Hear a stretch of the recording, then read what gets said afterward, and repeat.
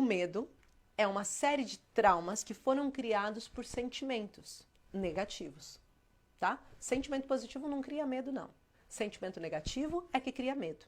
O fato é que quando eu vou vivendo, eu vou acumulando sentimentos negativos durante a minha história. E quanto mais sentimentos negativos eu vou trazendo, e quanto mais aquele sentimento negativo eu vou reforçando, imagina que eu teria sentimento negativo em relação à minha aparência, imagina que eu tivesse sentimentos negativos em relação à minha inteligência, imagina que eu tivesse sentimentos negativos de situações de estresse, por exemplo, não consigo dirigir, eu fico logo estressada, vou dar esses 3 exemplos. Mas eu vivo mais no meu dia a dia situações que eu me coloco numa situação em que as pessoas fazem bullying, ou que troçam de mim, ou que riem da minha cara, ou que olham para a forma que eu estou vestido, ou coisa e tal. Nesse momento, qual é a mente que eu tô, qual é o medo que eu estou crescendo, impulsionando? A memória que eu estou trazendo e cada vez está ficando maior é a memória da minha aparência. Automaticamente eu estou começando a desenvolver um medo de ser criticada. O que isso vai fazer? Vai fazer com que eu tenha uma reação adversa.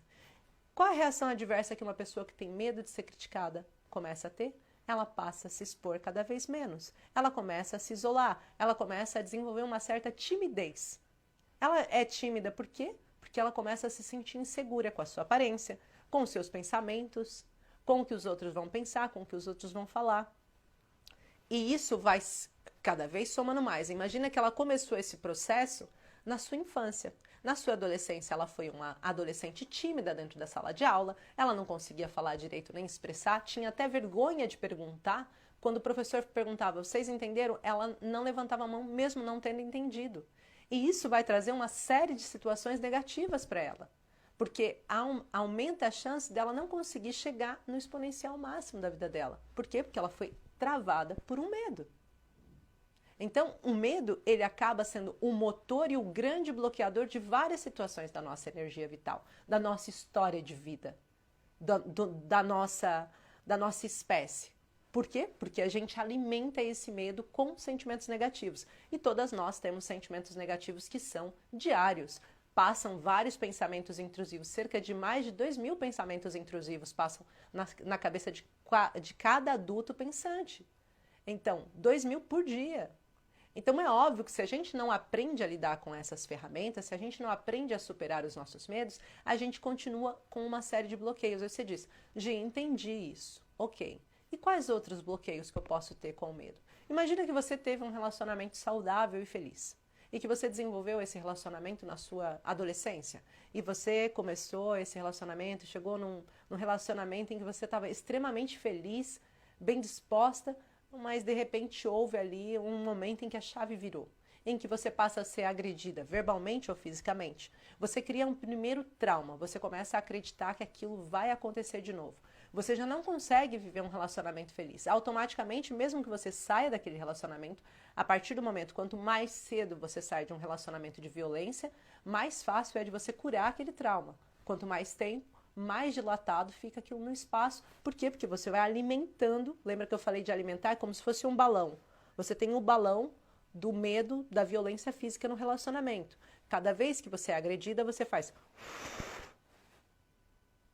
Aí você volta a ser humilhada. Aquilo tudo vai ficando na sua cabeça. Então, quanto maior forem os seus medos, quanto mais situações traumáticas você passar, maior estão as situações em que você precisa desenvolver habilidades para saturar, para diminuir, para esvaziar, para poder voltar a acreditar em você. Tá ficando claro para vocês aqui a conexão do medo com a nossa vida, com o nosso dia a dia e o quanto ele pode ser castrador? Eu quero dar um exemplo aqui, por exemplo, para vocês, o que acontecia na minha história. Eu tinha imenso medo da minha aparência física. Eu tinha muito medo do que os outros achavam de mim. Então eu me escondia imensas vezes atrás de coisas que eu sabia que as pessoas assim eu conseguia passar batido. Vestia roupas que não chamassem muita atenção, fazia coisas que eu sabia que não estava sempre eu no foco. Inclusive mesmo, eu sempre digo isso e eu gosto de dar esse exemplo, porque mesmo eu sendo atriz e estando no palco, as pessoas dizem, Gi, mas é incoerente, porque você era atriz, você estava no palco. Mas o palco de teatro era um lugar muito seguro para quem tem para quem não está seguro com o seu físico. Porque a distância que tem um ator da plateia é muito grande. A quantidade de luz que reflete sobre ele faz com que ele não enxergue a plateia direito.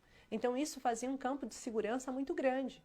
Agora, quando as luzes apagavam, quando as pessoas vinham querer falar comigo depois da peça acabar, eu me sentia extremamente insegura, porque eu sabia que elas iam olhar para mim. Eu ficava preocupada com as manchas que eu tinha na pele, né, porque eu tenho melasma, então eu tinha a minha preocupação se alguém estava olhando para as minhas manchas, se alguém estava olhando para o tamanho da minha testa, se alguém estava olhando para o formato do meu cabelo, da minha cabeça, se alguém estava... Sabe, eu conversava com as pessoas já pensando no que... Eu não escutava as pessoas, eu já me preocupava com o que elas estavam pensando e eu estava pensando no que elas estavam pensando. Uma pessoa que está passando por isso, ela não consegue encontrar a felicidade, porque constantemente ela acha que as pessoas só falam com ela por pena. E isso traz sérias consequências na sua vida. Por quê? Porque você passa a aceitar migalhas das pessoas, você passa a desenvolver uma carência extrema, uma necessidade que as pessoas mostrem para você o tempo todo que realmente você é importante,